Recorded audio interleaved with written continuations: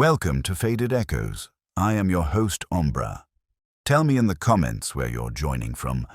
Your voices make this journey unforgettable. I can't wait to read everyone. Now, the story unfolds. If you want to know how a coffee stain got Nero Wolfe out of his chair, intellectually, not physically, you have to start with the man who refused Fritz's tea. It was a Tuesday, which at our place means nothing in particular, except that Wolfe had already declared the week irredeemable around 11:30. The orchids had misbehaved somehow in the morning, a client had cancelled by telegram, and the butcher sent veal that Fritz said was an insult to the cow. By noon, Wolfe had retired to the office, sunk in his custom-built throne, and opened a book thick enough to use as a wheel chalk. I was at my desk pretending to do something with bills and actually doing something with a crossword when the doorbell went. It did not ring like someone selling magazine subscriptions. It had the push-and-hold tone of a man who had decided that the world owed him access and intended to collect in installments. "Archie," Wolfe said without looking up, "if that is a canvasser, I shall hear his voice and hold you personally responsible." "If it's a canvasser," I told him, getting up, "I'll let him practice on you first. You could use some fresh ideas." I went out to the hall and opened the door. The visitor was tall, mid-40s, and wearing a suit that had been expensive enough to make a statement and worn long enough that the statement needed a footnote. His tie was loosened, his topcoat draped over one arm, and in his right hand he clutched a white paper cup with a plastic lid, like it was evidence in a criminal trial. And he didn't trust the chain of custody. His eyes flicked over me, past me, and into the brownstone like he'd memorized a floor plan and was checking it against the original. "Archie Goodwin?" he asked. "That's the rumor," I said. "And you're dripping on the foyers." He glanced down. A brown streak had formed where his thumb pressed the cup too tight. One more squeeze and we were going to need Fritz with a mop. "I need to see Mr. Wolfe," he said. His voice had Wall Street polish, but rough around the edges like something had taken sandpaper to it recently. "It's important." "Well, that covers everything from a parking ticket to the end of civilization," I said. "Come in." He stepped inside, each shoe landing cautiously, as if the parquet might hold a trap door. I took his coat, hung it up, and gave the cup a look. The cardboard was bent out of shape, the lid slightly off-center, and one side was branded with the logo of a coffee chain that thinks a foreign spelling turns burnt beans into culture. "If the important thing is in the cup," I told him, "we do have tables indoors in this century. You can put it down." He hesitated, then shook his head. "I'd rather not." That registered as item 1 on the mental checklist. I led him to the office. Wolfe gave the book on his lap a look of private regret and set it down on the desk. When I say set, I mean left in a precise geometric arrangement that the publishers would not have recognized. Our visitor paused on the threshold. People do. There's something about a big man in a big chair with a big globe behind him and a painting of a dead relative staring down from the wall that gives a room weight. Wolfe wasn't looking at the man. He was looking at the paper cup. "Good afternoon," Wolfe said. "You are?" The man moved forward, still gripping the cup like a hand grenade with a sentimental attachment. "Douglas Harding," he said. "I'm seated," Wolfe said. "Or you will be if your business merits it. Mr. Goodwin." I took Harding's elbow and steered him to the red leather chair. He sat stiff. The cup hovered over his knee, perilously close to the upholstery. "If that spills," I told him, "I will personally charge you with a crime against civilization, and Fritz will serve as the prosecution." "It won't spill," Harding said quickly. "I'm sorry. I shouldn't have brought it in. He swallowed. "I didn't want to leave it outside." "Pfui," Wolfe said.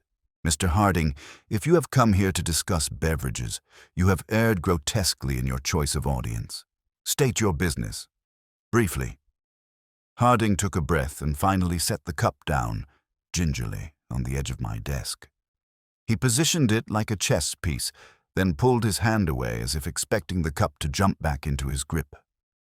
"I've been here before," he said. "Many years ago. You may not remember. I was with—" "I remember," Wolfe said. You can't always tell when Wolfe is lying, but I have an advantage. I live with him and I keep track. This time, if he didn't remember, I would have needed to get his blood pressure checked. Harding's name had rung the bell. I'd heard it too. "Douglas Harding," I said. "Executive Vice President of Harding & Co. Publishing. Your father came to see Mr. Wolfe once. You were with him." Harding nodded. Some of the stiffness left his shoulders. "That's right. My father, he spoke very highly of Mr. Wolfe. He underpaid this office," Wolfe said dryly. "Mr. Goodwin, the coffee." I turned to the cup. Steam no longer rose, but the side was stained darker in one spot, the cardboard softened and swollen. My stomach did a little twist. I don't care what modern marketing says. Coffee belongs in a cup with a saucer, and a man named Fritz in the vicinity, not in an industrial-sized thimble. "Sure," I said. "You want it removed?" "I want," Wolfe said, "to ensure it does not threaten my environment. Place it on the side table. Use a coaster. Mr. Harding, your hands are trembling.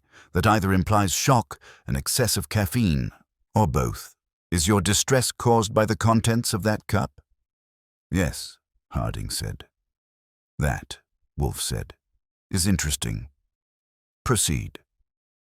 I did the honors with the cup and the coaster, and Harding watched every inch of the journey like a man tracking a ticking bomb to its new location. When it was safely marooned on the side table, he exhaled. "I got this coffee on my way to the office this morning," he said. "At a corner shop. I took it upstairs with the mail. I always do. My assistant, Liz, sorts the mail while I go through overnight reports. She brought in a stack of letters and put them on my desk. I set the cup down. "That," I said, "makes you the centerfold for a brochure called Modern Businessman at Work." He ignored me. 10 minutes later, I picked up the cup. There was a letter under it that hadn't been there before. I glanced at the cup. The cardboard lip glared back at me in innocent white. "That's what mail does," I said. "It multiplies." "A letter," Wolfe said, "that you had not noticed being delivered." "No." Harding leaned forward. The pile was on my left. The cup was to my right. There was nothing under it when I set it down. When I picked it up, there was an envelope there. It was— He stopped, swallowed again. It was addressed to me, typed. No return address. And there was— His eyes went inevitably to the cup. There was a ring of coffee on the paper, a perfect circle. "Fresh." "The stain," Wolfe said. "Yes. I hadn't spilled anything. The lid was on tight. I'm particular about that. I hate mess." His mouth twitched. I lifted the cup and there it was. A letter and a coffee ring, like it had been waiting under the surface. If you think that sounded theatrical, you should have heard the way he said it. I've seen bad actors give richer performances, but this had the quiver of something genuine. "And this remarkable letter?" Wolfe asked. Harding reached into his inside pocket and pulled out a long envelope, guarded like it might wriggle free. He held it between thumb and forefinger.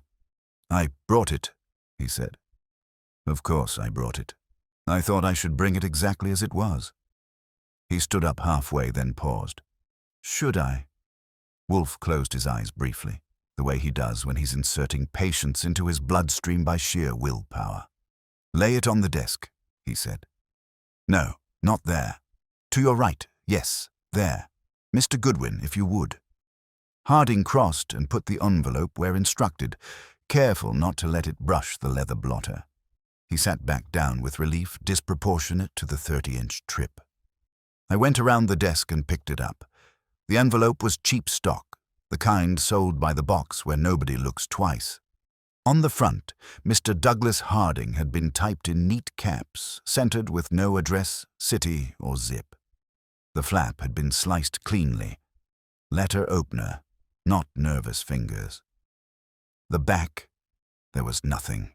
No smudges, no stray ink, no doodles from a bored mailroom clerk. Just one thing, a faint brown circle, uneven at the edges, where coffee had dried. It wasn't a perfect ring after all. The stain was heavier on one side, as if the cup had been set down quickly, at an angle. There was a thin trickle breaking the circle where liquid had crept out, and then stopped. I held it so as Wolfe could see. He didn't move, but his eyes did a slow left-right pass.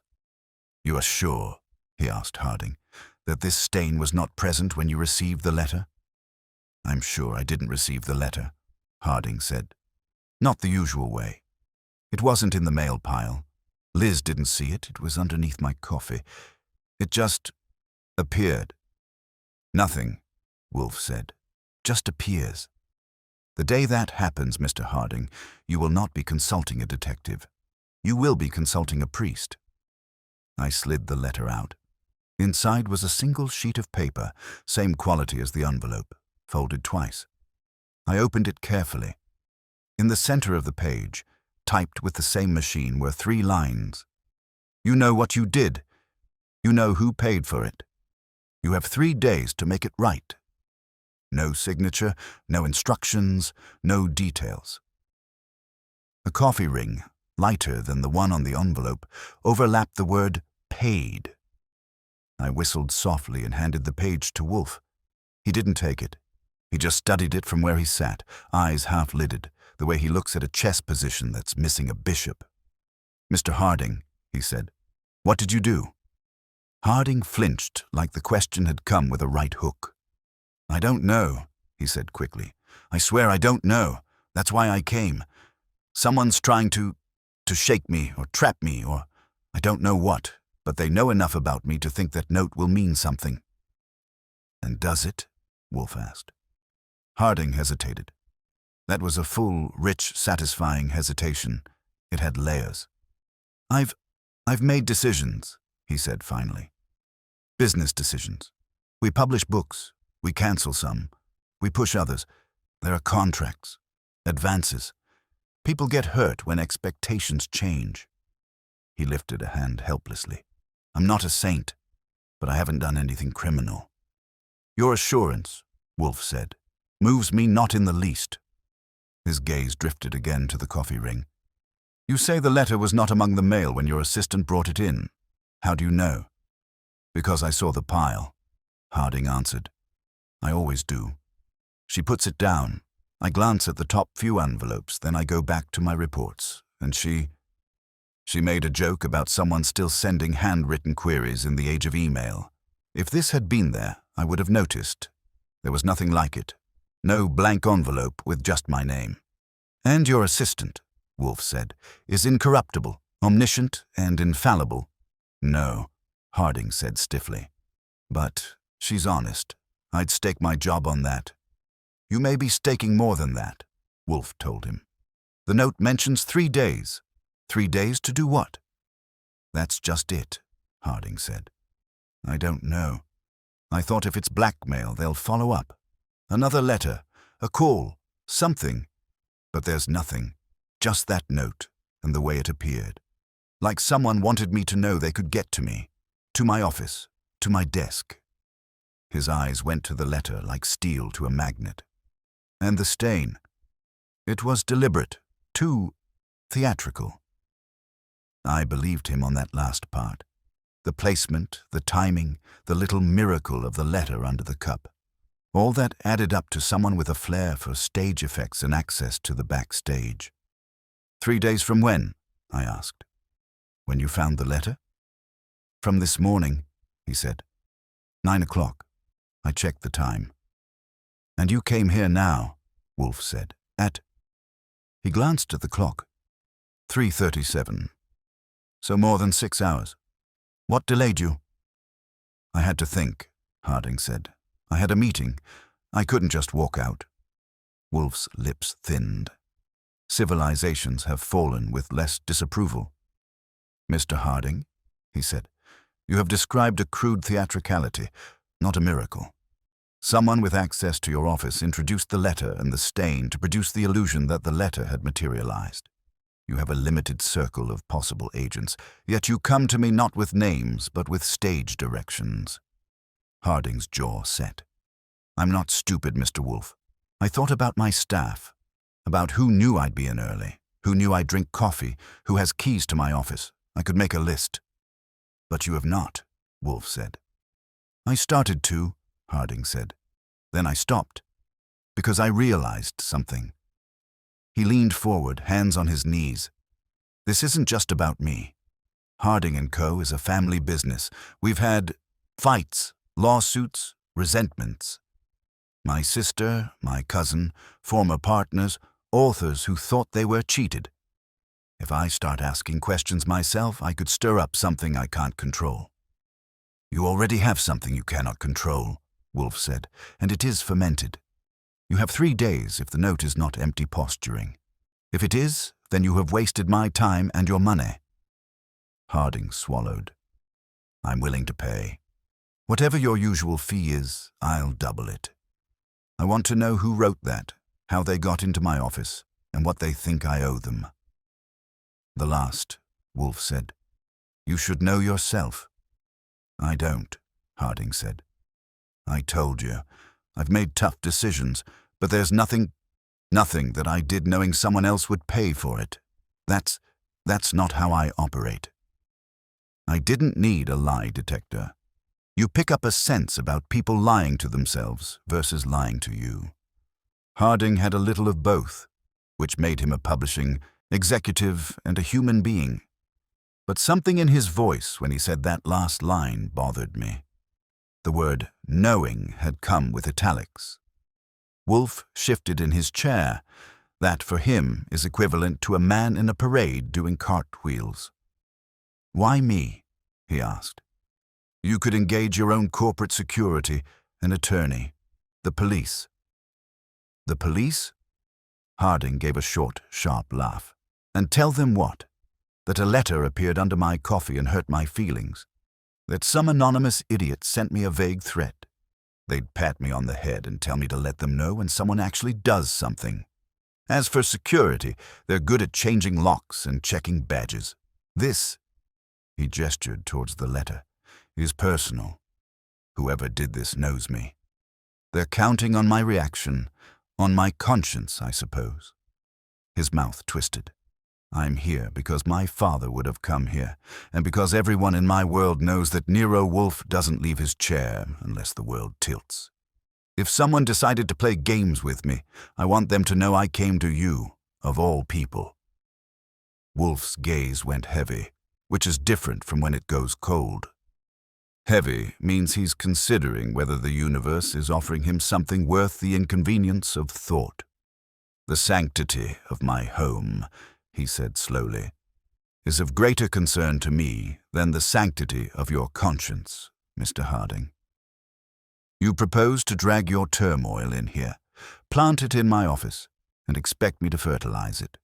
I must be persuaded that the plant is of an interesting species. Believe me, Harding said, it is.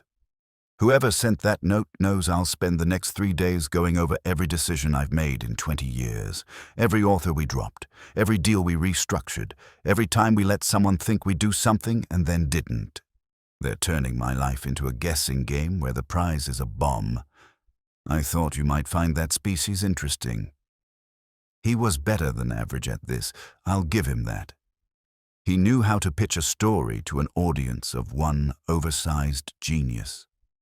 Wolfe drummed his fingers once on the arm of his chair. That's never random.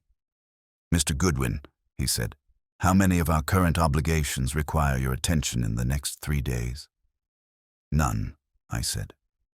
We'd been light on paying clients. Unless you're counting the plumber on Thursday. He wants to replace a pipe in the basement. I'm not, Wolfe said. Mr. Harding, your theatrics have irritated me, which argues against your cause. The contrivance with the coffee and the anonymous note, he grimaced, is juvenile, yet the circumstances of its appearance, if accurately reported, suggest access, cunning, and a certain cruel ingenuity. I am susceptible to the appeal of a nuisance conducted with intelligence. He lifted his eyes to mine. We will accept the engagement. Harding closed his eyes for a second, then opened them. Thank you, he said. You don't know what— Do not gush, Wolfe said. I know precisely what I'm doing. You will leave the letter and the envelope. Mr. Goodwin will obtain from you a detailed list of persons with authorized access to your office or its immediate environs, and of those who could have acquired such access through negligence or subterfuge. That includes employees, family, and contractors. If you omit a name now and recall it later, I shall not be pleased. I understand, Harding said.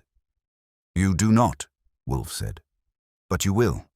You mentioned a sister, a cousin, former partners, and discontented authors. You will prepare for Mr. Goodwin a concise account of any disputes that may have left a residue of rancor. Not legal filings, we can obtain those, but personal aspects. Who felt betrayed, shunned, cheated, ignored. I have no interest in your quarterly reports. Harding nodded. I can do that. You must do it, Wolfe said. Promptly. Mr. Goodwin will visit your office this evening. You will introduce him to your staff and explain that he's consulting on— What?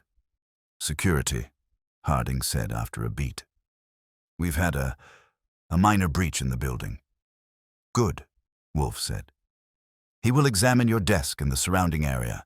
He will also speak privately with your assistant. What is her name? Elizabeth Crane, Harding said.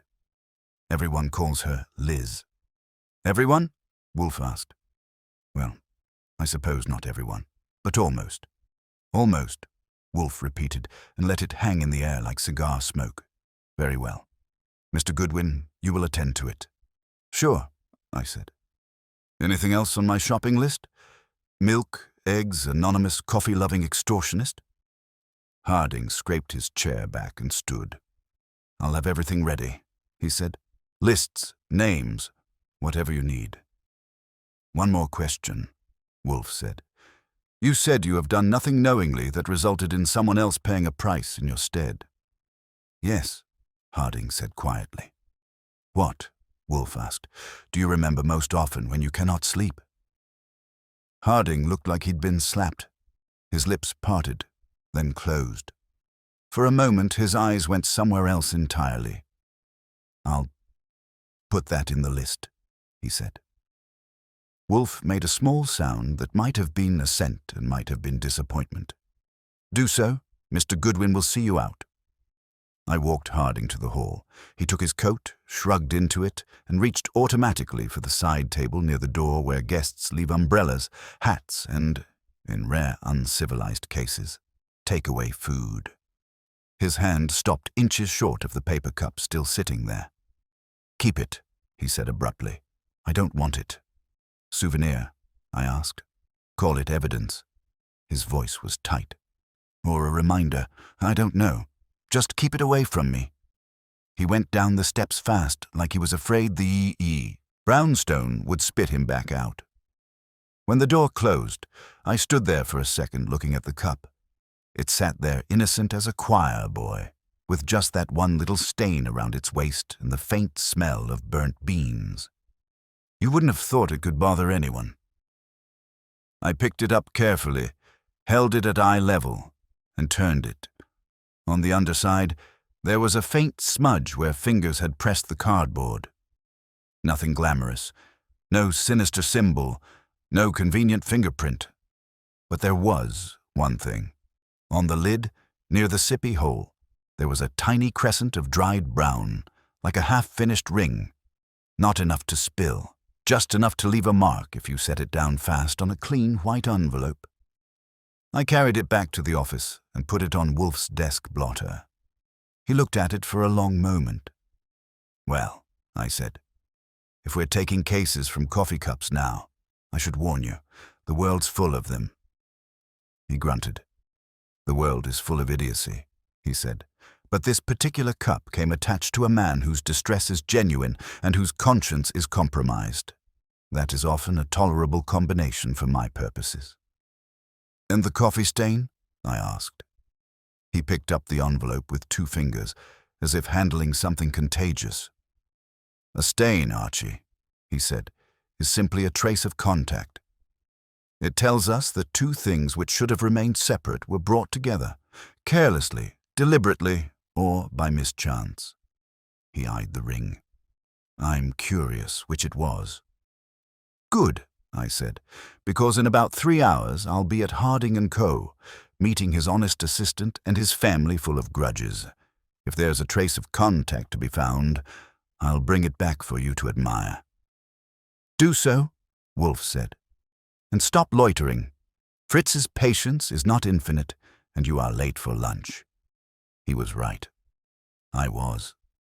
If you're keeping track, that was the second miracle of the day. A coffee stain had brought a publisher to our door, and now it was sending me out into the world on company time. At the Brown Stone, that's what we call a disturbance. I got to Harding & Co. a little before 6, when the winter dusk had already turned Midtown into a row of dim gold rectangles. The publishing house occupied the top 4 floors of a building that had recently been remodeled to look older than it actually was. Inside the lobby, a security guard with the personality of a stapler checked my ID and called upstairs. Whatever Harding told him did the trick. He waved me through without another blink. The elevator carried me up in a soft hum, and I used the ride to replay Harding's face when Wolfe asked him what kept him awake at night. That kind of pause doesn't come from someone trying to invent a lie. It comes from someone trying not to speak a truth. A receptionist on the 12th floor pointed me down a carpeted hall. Harding's office door was open, and he stood inside talking to a young woman with sharp eyes and sharper posture. She wore a neat navy dress and held a stack of color-coded folders like she had mastered the art of gripping paperwork without wrinkling it. Mr. Goodwin, Harding said, turning. This is Elizabeth Crane. She gave me a look that evaluated height, weight, motive, and shoe polish in under a second. Liz, she corrected. Archie, I said, but only socially. Her eyes flicked once, a glint of humor that didn't slow her analysis. Mr. Harding tells me you're consulting on a security incident. That's correct, I said, and I'd like to see the exact terrain of the battlefield. She stepped aside and gestured toward the far side of the office. Harding's desk was a long, modern slab of walnut, immaculate enough to make me wonder if someone polished it before I arrived. The left side held a neat stack of incoming mail, clipped with a sleek brass weight. The right side was empty except for a blotter, a letter opener shaped like a fountain pen, and a coaster. The coaster, I noted, was cork. It had a faint, darker ring around its edge. Where was the cup? I asked. Right there, Liz said, pointing at a bare patch of wood a few inches from the blotter. I put the mail down on the left. He put his coffee here. I didn't see anything under it. I crouched to the desk's level, resting my forearms on my knees. The grain of the wood didn't show any disruption, no indentation from an envelope, no faint smear of moisture. Whoever staged that little miracle had done it precisely. What time did you bring in the mail yesterday? I asked. Not yesterday, this morning, she corrected, at around 8:58. I'm usually here at 8:30, but I wait to bring the mail until he arrives. Some of it is sensitive. Contracts, Harding murmured. Proposals, you know. I didn't, but the explanation wasn't for me. It was for his conscience. Anyone else handle the mail before she brings it in? I asked. No, Liz said. I pick it up myself from the mailroom. We get messenger deliveries, but they come straight to my desk. I sort them into piles, depending on priority. And the envelope we're concerned with wasn't in any of those piles, I said. No, she said flatly. If it were, I would have remembered. A blank envelope with no return address? I would have put it on top. It's the kind of thing that looks like trouble. She paused. And before you ask, no one could have slipped it in between me bringing it in and Mr. Harding setting down his coffee. I was here. I didn't leave. I turned to Harding. You left? He shook his head. I didn't leave either. I walked in, set my coat down, picked up the reports, checked a message on my phone, then set the coffee down and opened the first envelope. "No one else came in or out?" I asked. Liz hesitated this time. Wolfe would have folded that hesitation into a 1,000-layer pastry of deductions. I kept it simple. "What is it?" I asked. She shifted the folders in her arms. "There was a courier, a regular one. He dropped off 2 packages around 9:05. I signed for them, brought them straight here, put them on the credenza. He was only in the doorway for about 10 seconds. "And did he have anything in his hands besides the packages you signed for?" I asked. "No," she said with certainty. "He carries a side bag for envelopes, but I saw inside when he pulled out the scanner. Nothing that matched what you described." I believed her. If Liz Crane said she saw inside a bag, she had probably counted the stitching. I crossed to the credenza. 2 padded envelopes sat there, neat as museum exhibits. No loose paper, no place for a mystery letter to hide. "All right," I said. "Mr. Harding, when you picked up the coffee, did you lift it straight up, or were you sliding it aside?" "Straight up," he said. I remember because I was trying to avoid dripping on the desk. "That's optimistic," I said, "but fine." I stood and walked behind the desk. Something felt off, and it wasn't the stain or the missing magic. The room had the subtle tension of a crime scene after the criminals had cleaned up. Too clean, too symmetrical. "You mind if I take a look around?" I asked. "Of course," Harding said. "We want you to." Liz gave him a sideways glance that said, "You may want him to, but I will be verifying every fingerprint afterward." "Still," she nodded. I started with the trash bin, empty and freshly lined. Then the floor beside the desk. No dropped envelopes, no stray corners. I opened the shallow drawer where Harding kept pens and paper clips, all tidy. Too tidy. "Do you usually keep things this organized?" I asked him. He had the grace to look slightly embarrassed. "Liz does." "She does," I echoed. He cleared his throat. "Look, Goodwin, if someone put that letter under my coffee, it wasn't someone from outside. It was someone who has access. Maybe someone who resents something I did." I straightened. "Then tell me what you did." He passed a hand over his jaw. "That's the thing. I don't know which thing it is. We've had project cancellations, contract disputes, and family disputes," I said. "You mentioned that earlier." He stiffened. "If this is leading where I think it is." "It's leading where the evidence is," I told him. "Or isn't." A soft buzz interrupted us. Liz checked her phone. "The building is closing in 20 minutes, she said. "If you need to interview staff, they'll still be downstairs." "I'll start with the assistant," I said. "I'm the assistant," she reminded me. "Correct," I said. "And you've earned the first interview."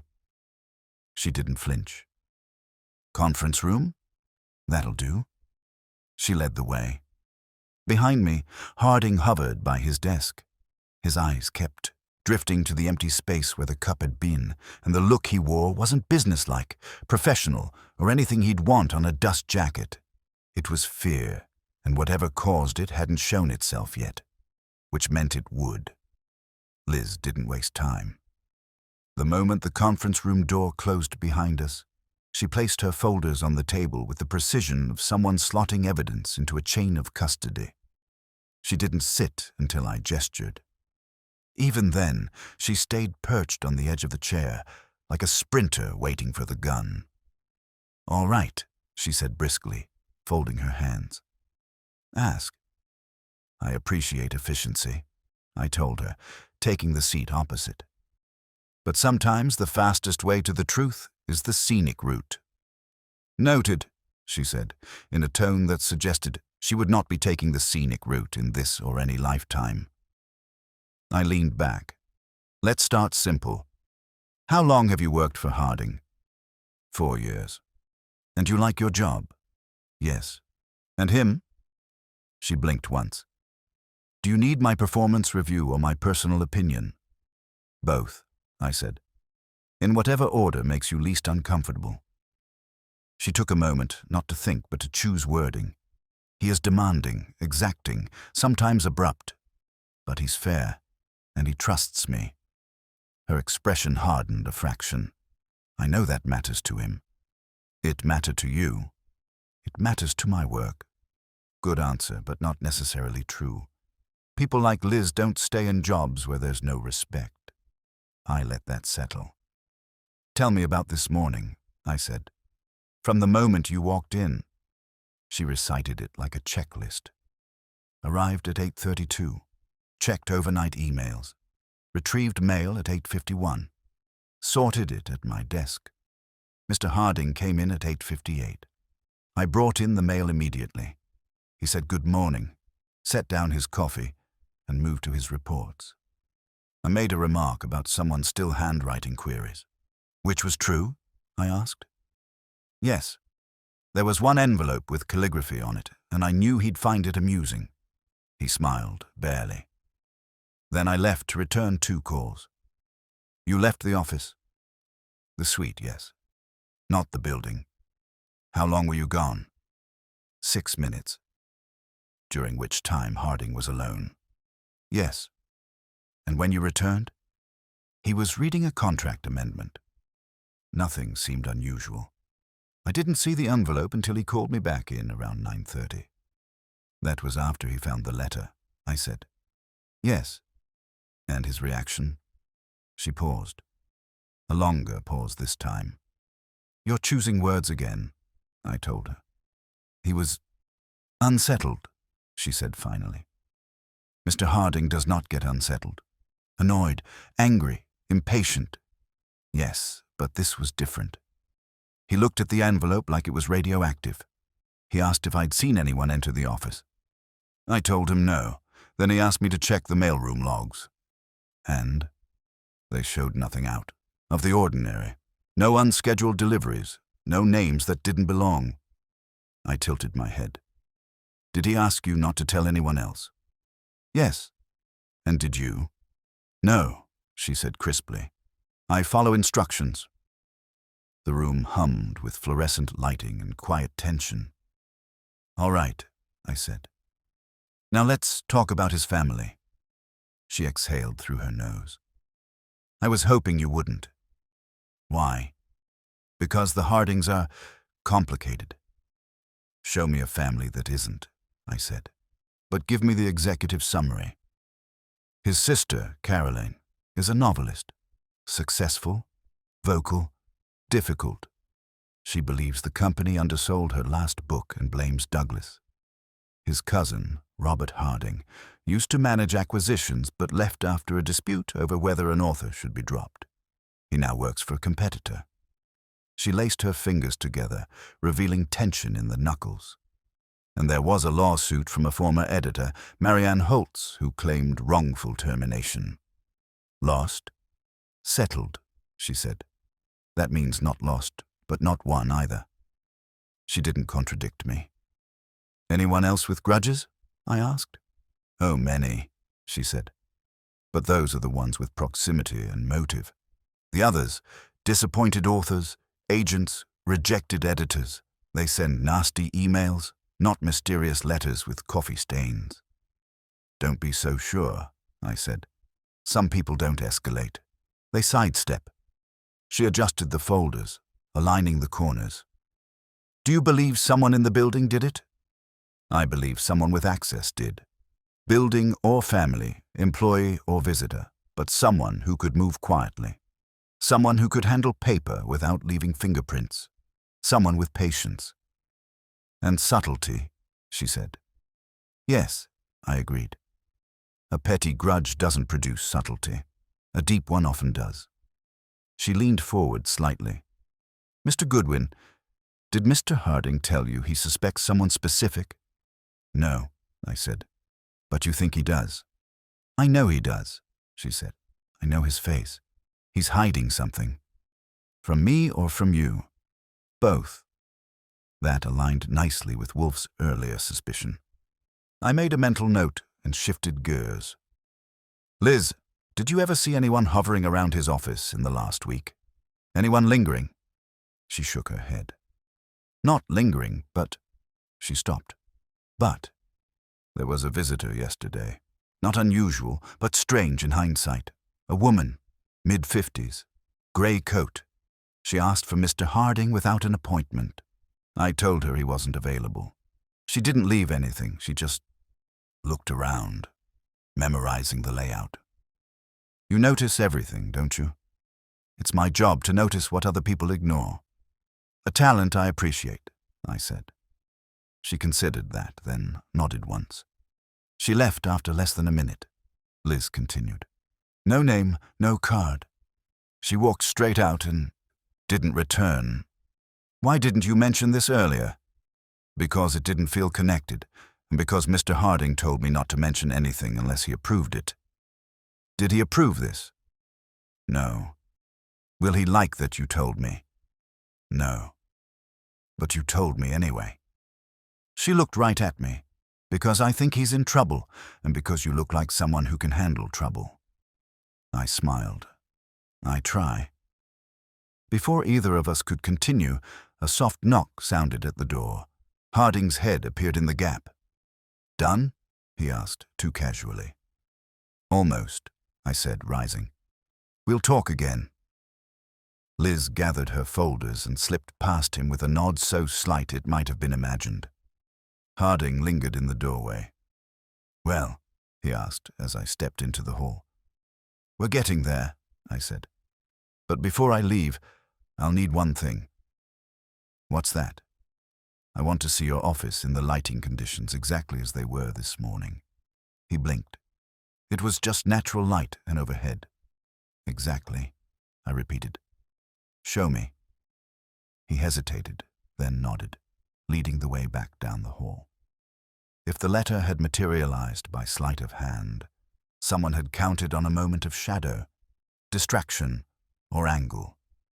And as Harding flipped the light switch off and the office dimmed to the pale glow of evening, I saw what I had been waiting for. A shadow on the desk. Not from the lamp, not from the window, from the doorframe, where someone would have stood this morning, invisible in peripheral vision, their hand moving just long enough to slip an envelope under a coffee cup. And Harding, watching me, knew exactly what I had just realized. Harding didn't speak at first. He just stood there, the dim wash of streetlight outlining his shoulders, watching me study the patch of darkness where the shadow fell across the desk. I didn't have to explain what it meant. He was sharp enough to follow the breadcrumb trail without help. Someone had stood in that doorway, someone quiet, quick, and familiar enough with the surroundings to know precisely when Harding wasn't looking and Liz wasn't present. "It's subtle," I said finally, "but it's there. The angle is right. If someone placed the letter from the doorway, just slid it under the cup, they could have done it without making a sound." Harding exhaled sharply. "That shouldn't be possible. My office is my space. People don't just walk in." "Except couriers," I reminded him, "and family, and senior staff, and anyone who knows the rhythm of your routine." "That doesn't narrow it down," he muttered. "Not yet," I said. "But it tells me something. Whoever did this didn't wander in blindly. They knew where you put your coffee. They knew where Liz places the mail. They knew there'd be a moment when the desk was half occupied and half empty." He rubbed his jaw with the heel of his hand. "Someone who's watched me work." "Or worked with you," I said. He didn't like that, not one bit. The look he gave the office, dim and perfectly arranged, was the look of a man suddenly aware that his fortress had been a stage set all along, with backstage passes handed out freely. I flicked on the lights. The shadow vanished, replaced by clean walnut and silent order. "Goodwin," he began, hesitating. "Do you think this is just intimidation, or do you think they're planning something else?" "I don't guess," I said. "I observe, and right now, all I know is this wasn't a spur-of-the-moment prank. Someone planned it. Someone wanted precision. Why the stain?" he asked. Because it sells the illusion, I said. The letter didn't just appear. It appeared in a way you couldn't ignore. Whoever did this understands psychology, and they know you well enough to choose the exact pressure point. Harding sat in his chair, elbows on the desk. I suppose I shouldn't be surprised. In publishing, grudges age like wine. Some age like vinegar, I said. But either way, they sour. He didn't answer, which told me we were back to the pause Wolfe would have savored, the pause of a man hiding more than he wanted to admit. Before I leave, I said, I need to see your assistant's desk. He seemed relieved to have something practical to do. He stood, gestured for me to follow, and led me back down the hall to where Liz worked. Her desk was immaculate, clean lines, organized trays, a laptop angled precisely. She keeps it like this every day, Harding said, a touch of pride in his voice. Has she ever misfiled anything? I asked. No. Lost anything? No. Forgot to log a visitor? He hesitated, and there it was again, that tiny, revealing flicker. She's very thorough, he said. Thoroughness and infallibility aren't synonyms, I told him. Even orchestras miss notes. He didn't respond. I bent and looked around the desk. Nothing unusual. No stray papers. No suspicious dust lines. No hidden corners where a rogue envelope might have been tucked to wait for the right moment. But something else caught my attention. A faint indentation on the blotter beside her keyboard. Rectangular. Recently made. Does she get packages? I asked. Sometimes. And does she open them here? Yes, unless they're marked confidential. I touched the indentation lightly with one finger. There was something rectangular sitting here not long ago. Size of a paperback. Possibly a box. Lots of boxes come through, he said. Most don't leave marks on a blotter unless someone presses down, I said. Did she open anything this morning? His brows knit. I don't know. I wasn't paying attention. I straightened. She was gone for 6 minutes after delivering the mail. Did she have anything in her hands when she came back? He thought about it. Really thought. And that alone told me Liz was good at her job. Too good for most people to register her movements. I don't recall, he said slowly. But she wasn't carrying anything large. Small things can matter more, I said. He looked uneasy again. I gave him a minute to breathe before shifting gears.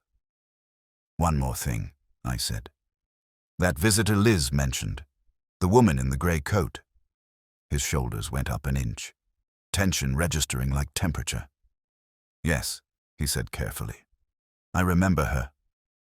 And, I prompted. He opened his mouth, closed it, and finally said, she didn't give her name. That wasn't my question. He ran a hand through his hair, a gesture too natural to be rehearsed. She looked familiar, he admitted. I think she might have been an author, or someone we worked with years ago. Does she have a reason to dislike you? He didn't answer. That was answer enough. Mr. Harding, I said gently, if we're going to help you, we need the truth. All of it.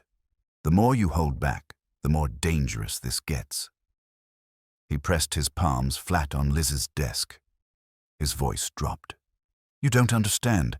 There are things, decisions that I made because I had to, not because I wanted to, and there are people who'll never forgive them. Then we start with one, I said. The woman in the grey coat. Who is she? He stared at me for a long, brittle second. Then finally, with a voice that belonged to a man peeling back an old bandage, he answered. I think she was Marianne Holtz. The editor who sued you, I said.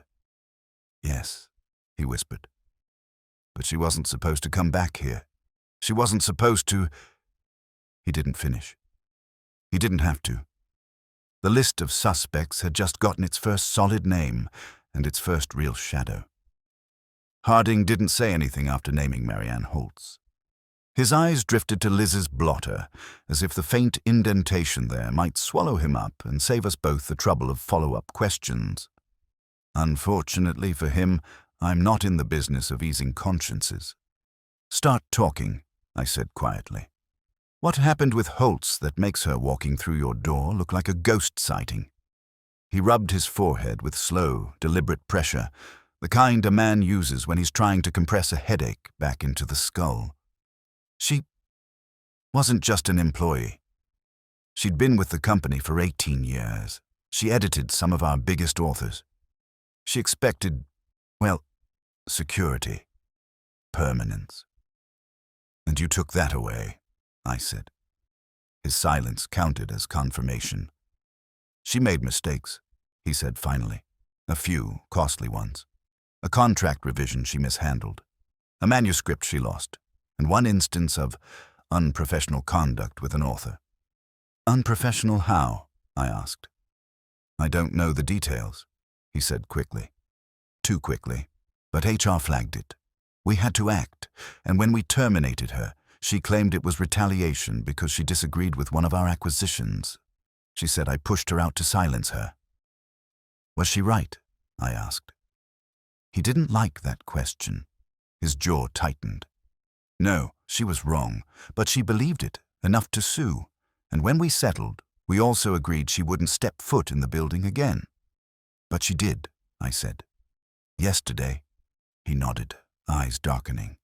And that scares me more than the letter. She's not someone who does things impulsively. If she came here, she wanted something. Or wanted to see something, I said. Such as your office, your routine, the way Liz moves, the time it takes for the mail to travel from her desk to yours. Anyone with an eye for detail could memorize your morning rhythm in under a minute. His throat worked. You think she's capable of this? I think she's capable of precision, I said. And precision is exactly what your little coffee miracle required. He leaned back against the desk. It wasn't the comfortable sink of a confident man. It was the collapse of someone who'd been pretending not to be afraid for too long. You need to tell me everything else, I said. Anything that connects her to you beyond the firing. There isn't anything, he said, then caught himself. Not exactly. Try again, I said. He swallowed. Before we fired her, we had a disagreement over an author. A memoirist, big name, controversial. She said the book was being rushed, that the contract was exploitative, that the author wasn't stable enough to handle the publicity. And what did you say? That it wasn't her call. And what happened? He hesitated, another rich hesitation, full-bodied and instructive. The book crashed, he said at last. Publicly. Spectacularly, the author's tour imploded. There was an incident at an event. Nothing criminal, but bad enough to tarnish reputations. He forced a laugh with no humor in it. Holtz said we'd pushed a vulnerable writer too hard, that she tried to warn us. And did she warn you? His eyes met mine. She did. Well, I said, that's a nice clean motive for resentment. But resentment doesn't slide paper under coffee cups like a stage magician. What else? He looked like a man cornered by invisible enemies. His hands flexed against the desk again. She sent me a letter after the settlement, he said quietly. A personal one. What kind of letter? A bitter one. She said the company had broken her. Said I'd destroyed 18 years of her life because I wanted a cleaner ledger. Her words. Yes. And you kept that letter? I asked. His voice tightened. No. I let that hang there. People don't destroy letters they truly don't care about. The door to the suite creaked nearby, a late staffer leaving for the night. Harding startled, just slightly. It told me his nerves weren't just frayed, they were unraveling thread by thread. Let's get one thing straight, I said. Holtz is on the board, but she's not the whole picture. The person who dropped that envelope did so in broad daylight, with confidence and without fear of being recognized. You think she'd risk that? He asked. I think she'd risk plenty if she thought you deserved it, I said. But whether she's the culprit or someone else is using her as a convenient ghost, that's what Wolfe will determine. He nodded mechanically, already hearing footsteps in shadows. Now, I said, softening my tone just enough to get cooperation instead of panic, I need 2 things before I go. Anything.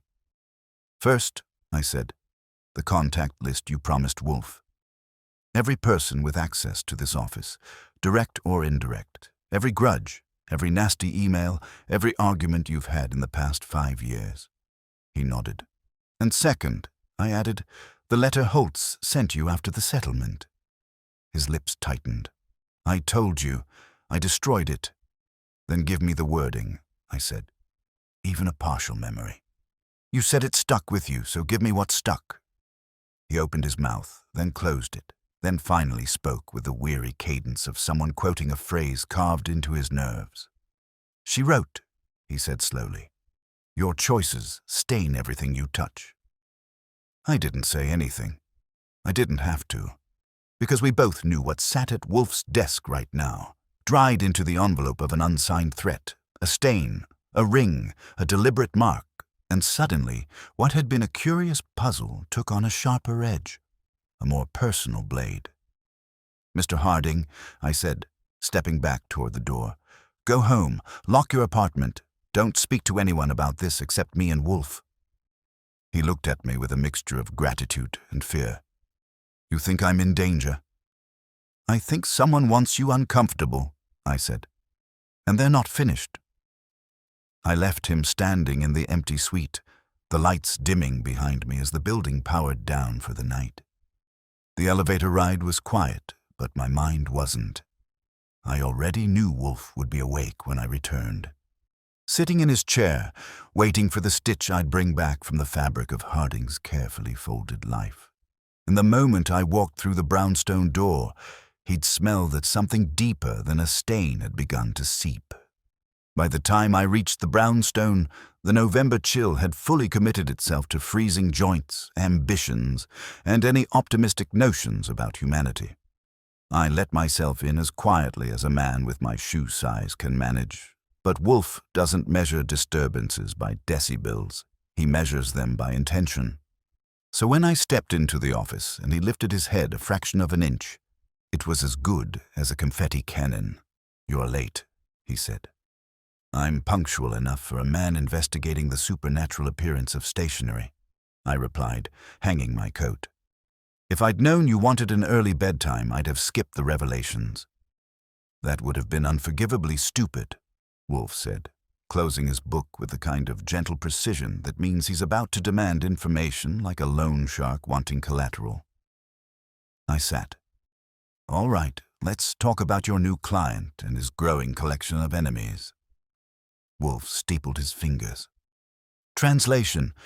Proceed in full sentences, Archie. I began with Liz Crane. Her efficiency, her timeline, her certainty that nothing slipped past her. Wolfe listened without blinking, but his attention sharpened when I reached the part about the shadow on Harding's desk. A person would have had to stand at the precise point where the doorframe would shield their movement from Mr. Harding's periphery, he said. Exactly, I replied. Someone who knew his habits, his blind angles, and who counted on Liz being out of the room for exactly 6 minutes. He gave a small grunt. Interest, not satisfaction. Continue. I moved to the visitor. The woman in the gray coat who came without an appointment looked around the office suite like she was memorizing a blueprint and left before anyone could ask a follow-up question. When I said her name, Marianne Holtz, Wolfe's eyebrows climbed half an inch. Ah, he said, that name carries aroma. And after hearing Harding talk about her, I said, it carries motive, method, and moral indignation. I told him everything. The firing, the lawsuit, the warnings ignored, the letter Harding swears he destroyed, but quotes from memory like scripture. Wolfe closed his eyes at that part. Not in exasperation. No, This was the slow blink of a man tasting the notes of a fine wine. "Your choices stain everything you touch," he repeated softly. A melodramatic sentiment, but not imprecise. "Fits nicely with the coffee ring on the envelope," I said. "Fits perfectly," Wolfe corrected. "Which is what troubles me." I leaned forward. "Troubles?" "Yes. Revenge, Mr. Goodwin, is rarely so tidy. Those who compose threats do so with haste or rage. But a coordinated theatrical gesture, placing an unstamped envelope under a coffee cup at a moment calculated to confuse, that is craft. And craft implies control." I considered that. "You think Holtz might be too angry to be this precise?" "Or too proud," Wolfe said. "A woman of accomplishment humiliated by her dismissal might seek redress through letter, lawsuit, or confrontation.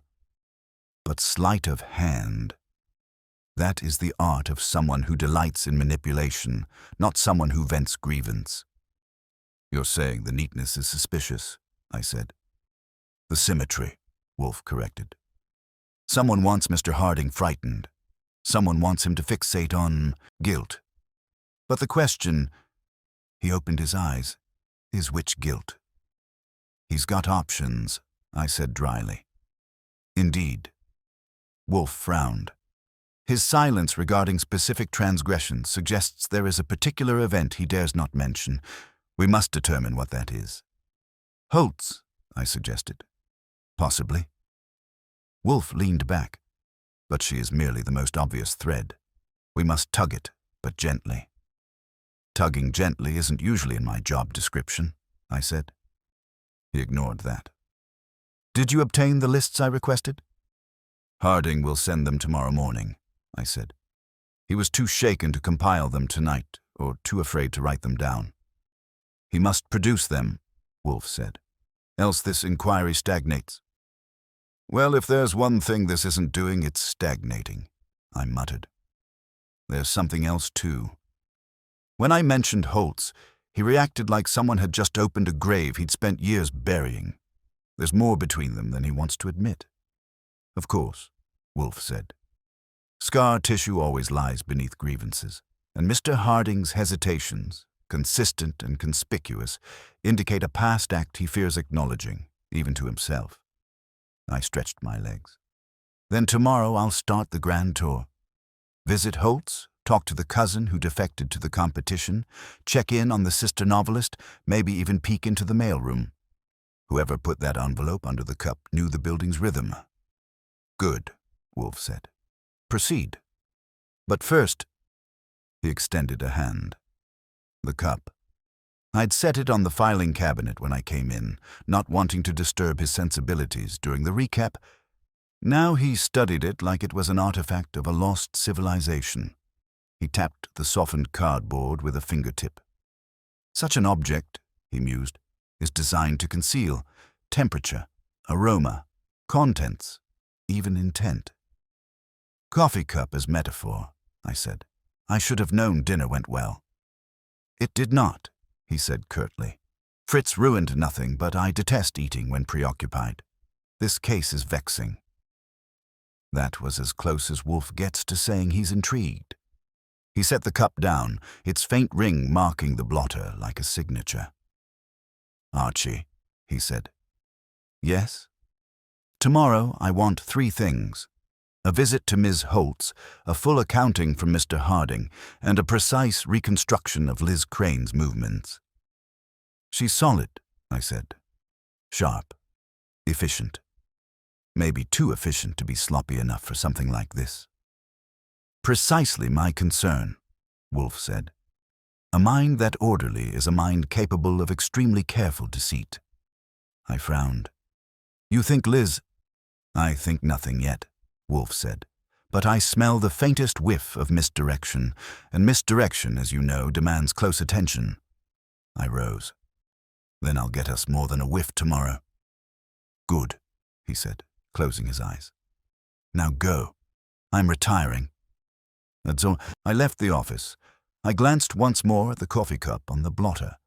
The stain around its base looked darker now, as though it had absorbed something from the air of the room, Maybe it was nothing.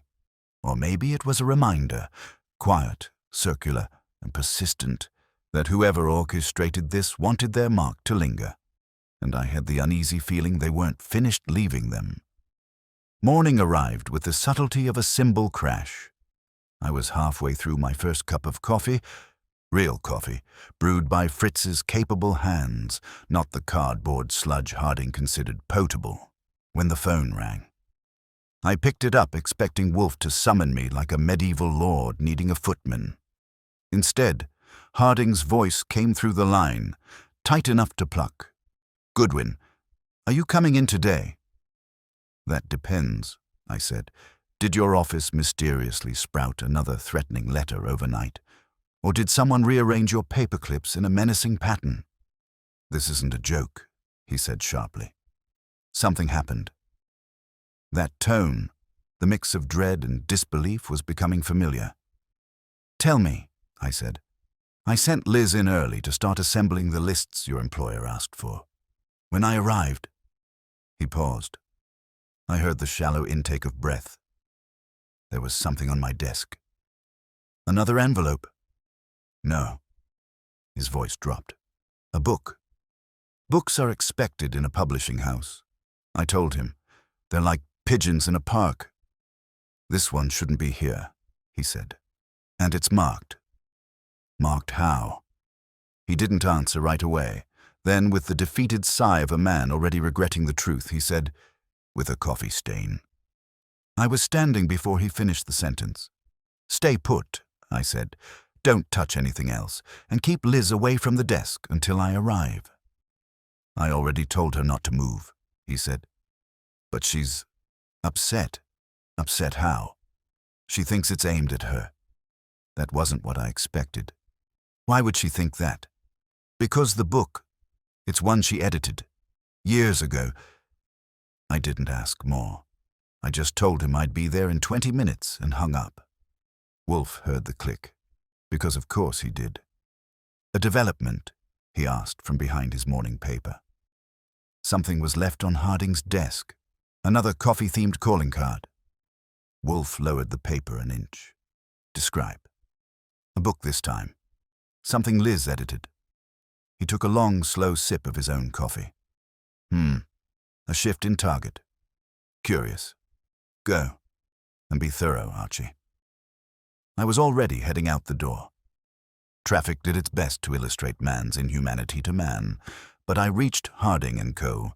with my sanity intact. The lobby guard let me through with a nod that carried more recognition than yesterday. News travels fast when the executive vice president starts acting like a man under siege. When I reached Liz's desk, she was standing beside it, arms tight across her chest, posture rigid. Harding hovered near his office door like he wasn't sure if entering would activate a trap. "What did I tell you about touching things?" I asked. "I didn't," she said flatly. "Neither of us did. It was just there." I stepped into the office. The book sat in the center of Harding's pristine desk like an accusation. Hardcover. Matte dust jacket. Title, The Clear Eye Memoirs, by Miranda Dale. Not a blockbuster, but I remembered seeing it stacked in a remainder bin 2 years ago. I also remembered reading somewhere that it had been marketed as a transformative personal chronicle and had sold approximately as well as a waterproof tea bag. On the top right corner of the jacket, perfectly circular and unmistakable, was a dried coffee ring. I didn't touch it. I walked around it, studying angles. The stain wasn't sloppy. It had been placed with intention, right where a reviewer's blurb might go. "Tell me everything that happened this morning," I said. Harding gestured helplessly. I came in at 9. Liz was already here. 8:30, she corrected automatically. "I start early on Tuesdays." "Fine." She came in early. She was assembling lists. I walked into my office and saw this. "And before you entered," I said to Liz, "did you see anyone go in or out?" "No," she said, "but I wasn't at my desk every second. I used the copier down the hall for a few minutes." "How many few?" "3. 4. Not more than that. And the hallway was clear. Mostly, she said, a couple of editors walking through. And Holtz? I asked. Her eyes widened. No, absolutely not. She hasn't been in the building since yesterday morning. I checked the visitor logs. People don't always sign in, I said. Especially people who think the rules don't apply to them. She hesitated, then nodded once. True. I turned to Harding. You said this book is one she edited? Yes, he said. Miranda Dale was one of Liz's early projects. The book underperformed. Liz thought we rushed it. The author thought we ruined it. There were heated emails. Liz's jaw tightened. Heated because I was trying to defend the work, not because I was unprofessional. No one said unprofessional, Harding said. But the author sent a complaint to Holtz, Liz finished. Yes, Holtz sided with the author. She always did when it made Harding uncomfortable. Is that why you think this is aimed at you? I asked. Yes, she said, meeting my eyes. Because if someone wanted to rattle Douglas, they'd use something connected to him, not me. This, she gestured at the book, feels like a warning. A warning of what? I don't know, she said. But the stain, it's deliberate. I crouched and examined the stain more closely. Not the same shape as the one on the envelope. Not identical in density. A different cup, a different placement, but same intention. Someone was escalating. Leaving a ring on a threatening letter was one thing. Leaving one on a book that had tanked someone's career. That was personal. But whose career? Holtz, Liz, Harding, Miranda Dale? All four, depending on the angle. Liz, I said, who knew you edited this book? She blinked. Everyone in editorial, some of marketing, the author's agent, and Holtz, obviously. And Harding? Yes. And who knew it mattered to you? She hesitated. Holtz did. I stood. Did Holtz ever blame Harding for how the book was handled? Yes, Liz said softly.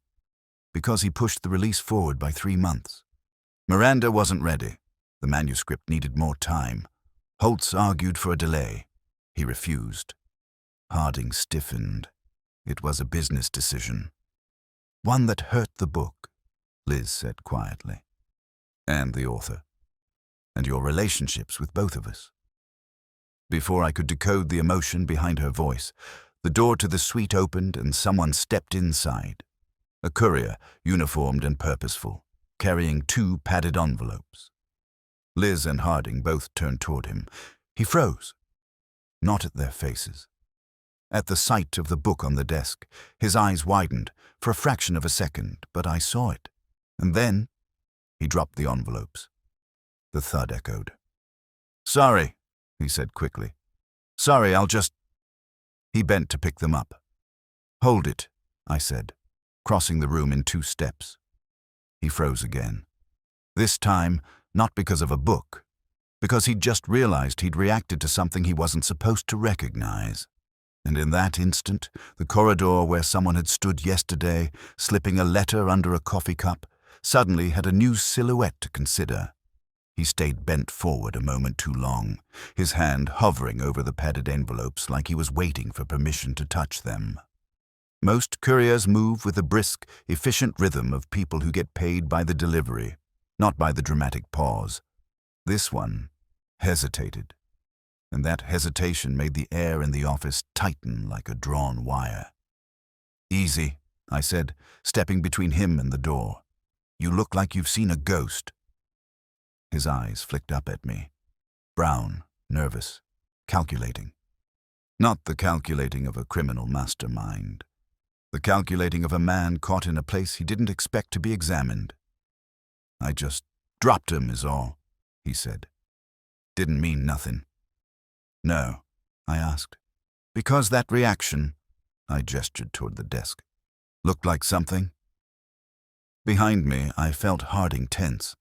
Liz, on the other hand, had gone very still, shoulders squared, gaze locked on the courier like she was ready to slot him into a classification chart. "What's your name?" I asked. "Victor," he said quickly. "Victor Hanley. I've been doing building runs for—" I cut in. "I don't need your resume. I need to know why you reacted to that book like someone slapped you with it." He straightened, clutching the envelopes against his chest. "I didn't react. I just was surprised. It's big." "Big," I echoed. "The book that sold fewer copies than a pamphlet on dental hygiene is big to you?" His throat bobbed. "I don't read much, mister."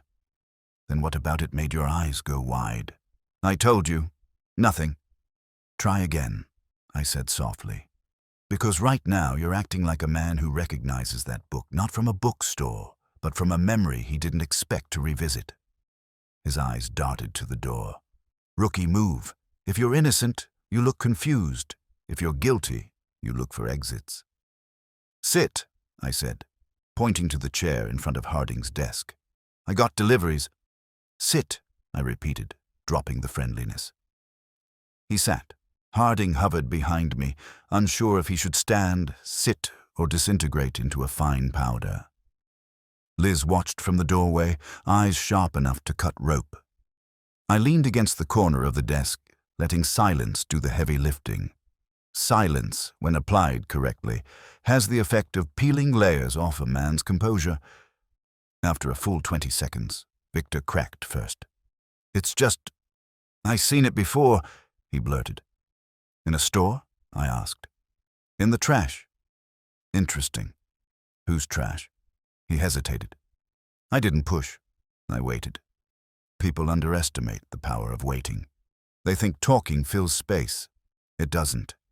Silence expands until someone fills it for you. "Miss Dale's," he said finally. "The author lady. I used to deliver mail to her building. She threw copies out." Liz's eyebrows rose. "Miranda threw out her own books." He nodded. "Whole boxes. I hauled them down for her. She said she couldn't stand looking at them anymore." "That tracks," Liz murmured, half to herself. "Why didn't you say that immediately?" I asked Victor.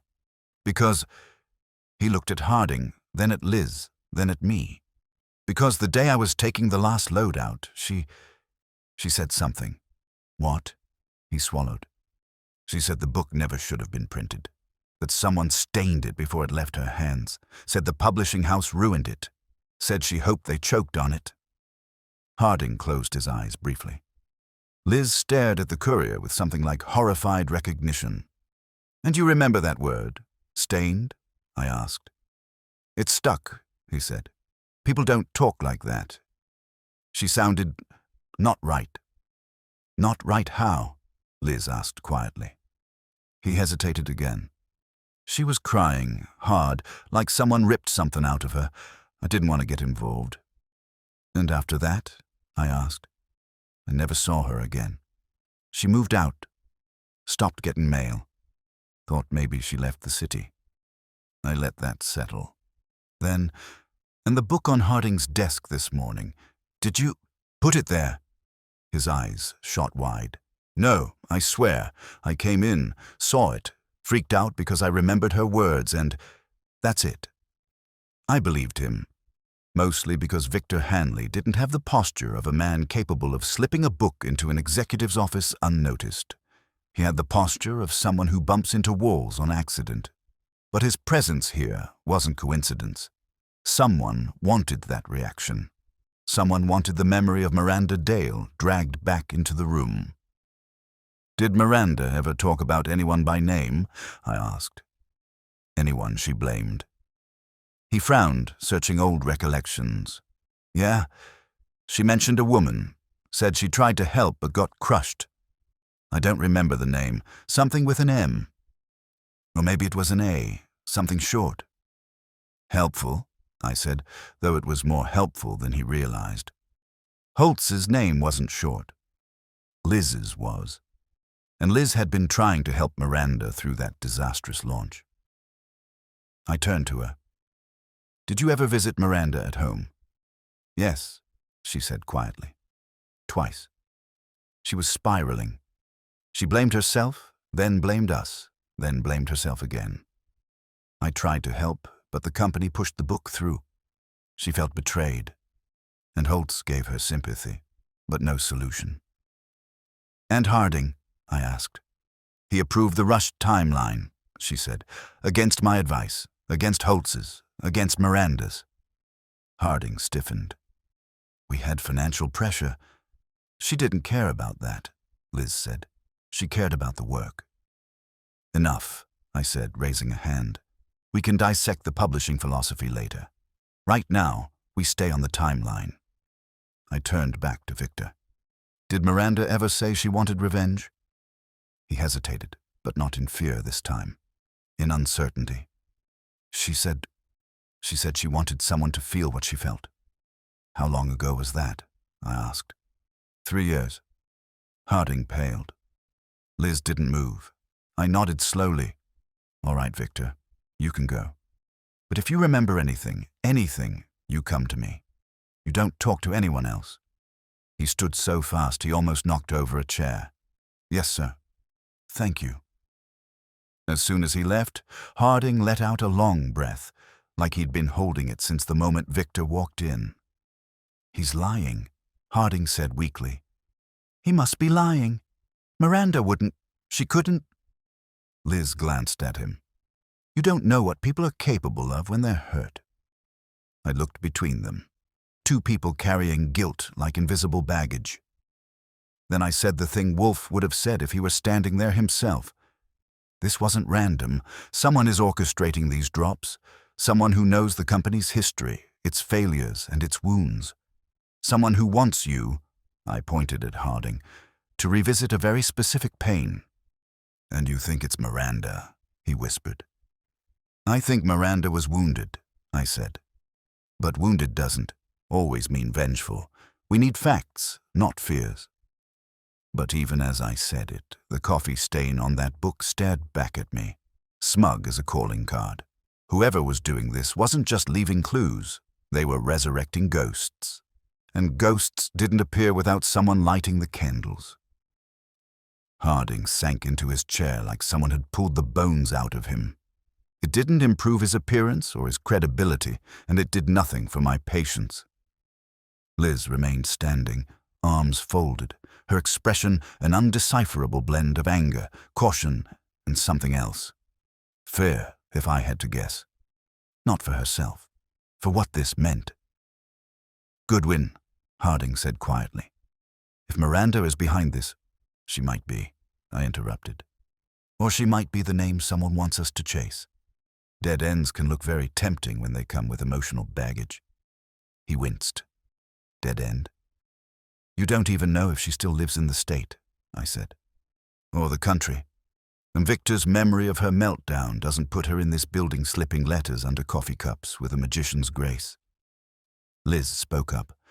"Miranda wasn't subtle. She was passionate, impulsive. Hurt, but not staged." "Exactly," I said. "This," I gestured to the stain, "is painstaking, precise. Someone who enjoys construction, not combustion."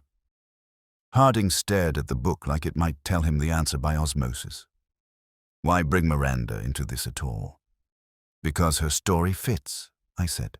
"A ruined book, a crushed career, bad blood on multiple sides. She's a convenient symbol. Whoever is orchestrating this knows your history and knows which ghosts will rattle you most." Liz's voice cut in, quieter. "Not just him." I looked at her. Really looked. Her posture was straight, but her breath wasn't. "You think this is aimed at you as much as Harding?" She didn't answer immediately. That was answer enough. "Someone wants to unsettle the entire triangle," I said. "The executive who rushed the book, the editor who tried to save it, and the author who lived through it. A very bespoke kind of torment." Harding rubbed the bridge of his nose. "So you think it's personal?" "Oh, yes," I said. "The only question is, whose personal?" Before he could unravel in front of me, I headed to the door. "We're not going to solve this standing around your immaculate desk like mourners. I need your office logs from the last week and every name on the list you promised Wolfe." "Both." I'll get them, he said weakly. You'll get them in the next hour, I corrected. And you'll email Wolfe a copy. He doesn't appreciate tardiness. Harding nodded with the solemnity of a man hearing funeral rites. And you, I said, turning to Liz. You're coming with me. She blinked. Where? To see the one person who knows Miranda Dale's mental state better than anyone still speaking to her. Her eyes widened a fraction. Her sister. Exactly. I can't just walk away from the office now. Douglas will survive, I said. He's got paperwork to keep him company, and if the culprit strikes again in the next 3 hours, then they're bolder than I've calculated. Harding made a strangled sound. I ignored it. Liz grabbed her bag with the resigned efficiency of a woman familiar with crisis management. We left the building 10 minutes later in a silence that wasn't comfortable, but wasn't hostile either. Call it focused. Outside, the city carried on with indifferent rhythm, traffic growling, horns greeting each other with equal enthusiasm and irritation. Liz walked beside me, matching pace, but her mind was somewhere 3 years back. She blamed herself, Liz said finally. Not for my benefit, but because the memory needed to escape. Miranda. She thought the failure of the book was a sign she wasn't good enough. No amount of reassurance helped. And you tried to give reassurance, I said. Yes. And Harding tried to give a deadline. Her jaw tightened. He rushed her. That's what he does, I said. Moves pieces. Adjusts timelines. Watches the fallout from a safe distance. She didn't contradict me. Miranda Dale's sister lived in the East 70s, in an apartment building that had the faint smell of old wallpaper and older secrets. The doorman let us up after Liz flashed her ID and explained the visit. He looked surprised, but not suspicious. We reached apartment 7B and knocked. A cautious voice answered, "Who is it?" "Elizabeth Crane," Liz called. "From Harding & Co." There was a pause. Then, "Come in." The woman who opened the door resembled Miranda in the way an unfinished manuscript resembles the printed book. Same shape, different polish. Her hair was tied back in a practical knot, and her eyes held the wary alertness of someone who had been disappointed more than once. "Miss Dale?" I asked. She nodded. "Abigail. Miranda's sister." "Goodwin," I said, flashing a smile that usually works on everyone except Wolfe and stray cats. "I help with investigations." Her gaze stayed on Liz. "What's wrong?" Liz inhaled slowly. "Something was left in Douglas's office this morning. A book. Miranda's book." Abigail's eyes sharpened. "Why?" "That's what we're trying to find out," I said. She stepped aside and motioned us in. The living room was clean, tidy, and full of plants that looked healthier than most New Yorkers I know. "Is Miranda all right?" Liz asked gently. Abigail hesitated. Not a good sign. "She's alive," she said. Past that, I don't know what word to use. Liz swallowed. "Is she in the city?" "No." "State?" "Not consistently." That gave me pause. "Meaning?" Abigail folded her hands in her lap. "She leaves. Comes back. Leaves again. She's been unsettled since the book failed. It wasn't just a professional blow. It rearranged something inside her. Something fragile." "Was she ever angry enough to blame Harding?" I asked. "Yes," Abigail said, "but not enough to torment him. Miranda isn't calculating. She reacts in the moment. These," her eyes flicked to Liz, "games or whatever they are, that isn't her." Liz let out a breath she'd been holding for 3 years. "But," Abigail continued, "she did talk about someone else, someone she said was responsible for everything falling apart." "Who?" I asked. She looked at Liz, then at me, then down at her hands. "I don't know," she said quietly. She never said the name. Only that it was someone inside the company, someone who pretended to help. A silence dropped into the room like a stone. Liz stood very still. Harding's earlier unease replayed in my mind. Holtz's involvement, Miranda's meltdown, the stain on the envelope, the stain on the book. Someone who pretended to help. Someone inside the company. Someone meticulous. Someone patient. Someone with access to Harding's office and Liz's schedule. Someone who knew how to choose symbolic objects with surgical precision. The shape of a possibility began to form. Not solid, but unmistakable. And if it was correct, then the person orchestrating these theatrics wasn't a ghost from the outside. It was someone standing much closer, close enough to watch, close enough to wait, close enough to strike again. I got back to the brownstone just past 6, the November dusk settling in like a thick coat you couldn't shrug off. Fritz was setting dinner. Wolfe was in his chair pretending to read but actually waiting, and I was running 5 minutes behind the schedule he'd written for me in his head. "You have information," he said without looking up. "If I didn't," I said, "I'd have stopped at Rustermann's instead of coming home to be interrogated." That got him to lift his eyes half an inch. Progress. I told him everything. The reaction of the courier, Miranda Dale's breakdown, Abigail's revelations about someone inside the company pretending to help, the old triangulation of Harding, Liz, Holtz, and Miranda, and how every clue pointed inward, not outward. Wolfe listened with the expression of a man watching a soufflé rise. When I finished, he closed his book, set it down with unnecessary care, and said, "Call Mr. Harding. Inform him I require his presence here tonight, along with Miss Crane, Miss Holtz, and Mr. Henley." "You want the courier too?" I asked. "Yes, bring the book and the stained envelope. They will serve as props." "When do you want them?" "An hour ago," he said, "but I will settle for 8 o'clock." By now I could gather suspects for Wolfe the way a dog retrieves ducks, so I started dialing.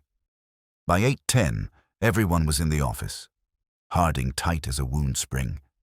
Liz, standing straight but pale. Holtz in a grey coat that had seen better days. And Victor Hanley with the posture of a man who regretted answering his own door. Wolfe waited until the room settled, then tapped the arm of his chair twice. "Mr. Harding," he began, "you have come to me with a curious complaint. A letter appearing beneath a coffee cup, a book appearing on your desk, stains appearing where they should not. These events were contrived, not supernatural, and contrivances require a contriver." Holtz made a scoffing noise. Wolfe ignored her. "In this case, the culprit is someone with access to the building, opportunity to observe your routines, knowledge of past grievances, and, most importantly, a desire to unsettle not only you, but Miss Crane." Liz flinched. Harding glanced her way. Wolfe continued. "It was never about Miranda Dale. Her tragedy was merely a palette of colors from which the culprit painted their illusion, the stains, the symbolism, the guilt, borrowed from her but not delivered by her. She is incapable of such sustained subtlety." Holtz narrowed her eyes. "Are you saying someone used Miranda's story as a weapon?" "Precisely," Wolfe said. "Someone who needed her history as a mask." Harding swallowed. "Who?" Wolfe turned his head slightly. "Miss Crane." The silence hit the room like a thrown brick. Liz's face didn't crumble. It froze. Harding's mouth opened, but no sound came out. Victor blinked rapidly, like a man trying to reset his vision. Holtz folded her arms, watching. I didn't react. I'd felt it coming. Wolfe went on, each word precise as a scalpel. "Miss Crane, you were Miranda's editor. You saw her unravel. You warned Mr. Harding that the deadline was untenable. You pleaded her case. You bore witness to the damage. And you blamed him." Liz said nothing. "You also," Wolfe continued, "have impeccable control. Precision. A mind orderly enough to plan, to observe, to mimic Miranda's vocabulary of despair. You alone had the access required to slip an envelope under a coffee cup in a 6-minute window, and you alone had the knowledge required to choose a book that would torment both Mr. Harding and yourself. Liz finally spoke.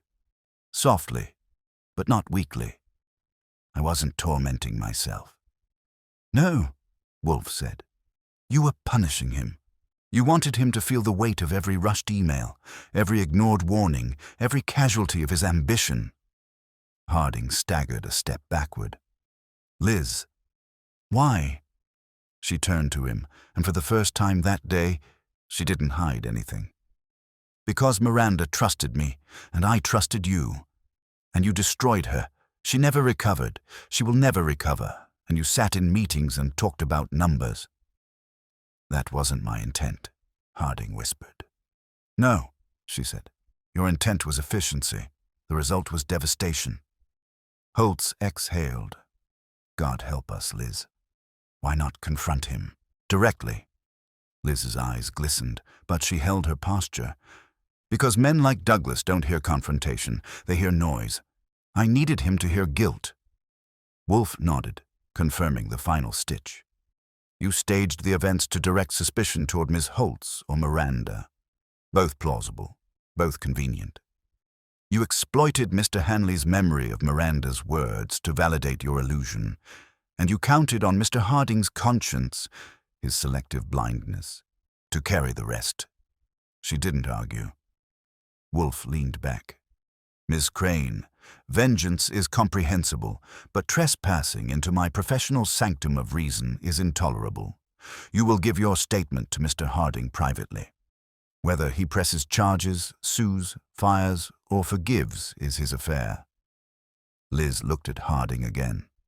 He looked at her, and what he saw in her expression was something he had never bothered to see before.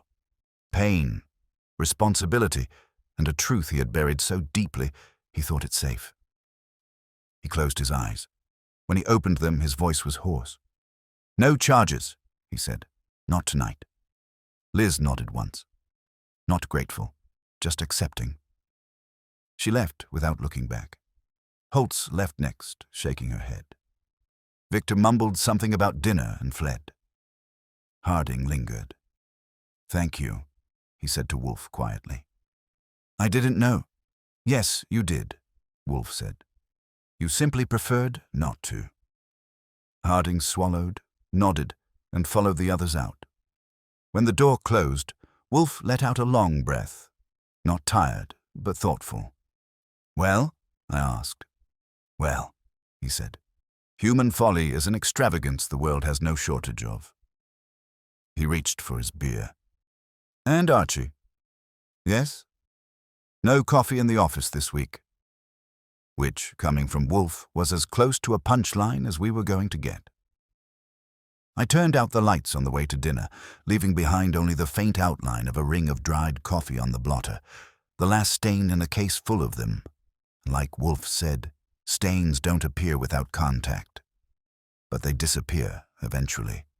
If you stop making them, if you stop making them, if you stop making them, if you stop making them, if you stop making them, if you stop making them, if you stop making them, if you stop making them, if you stop making them, if you stop making them,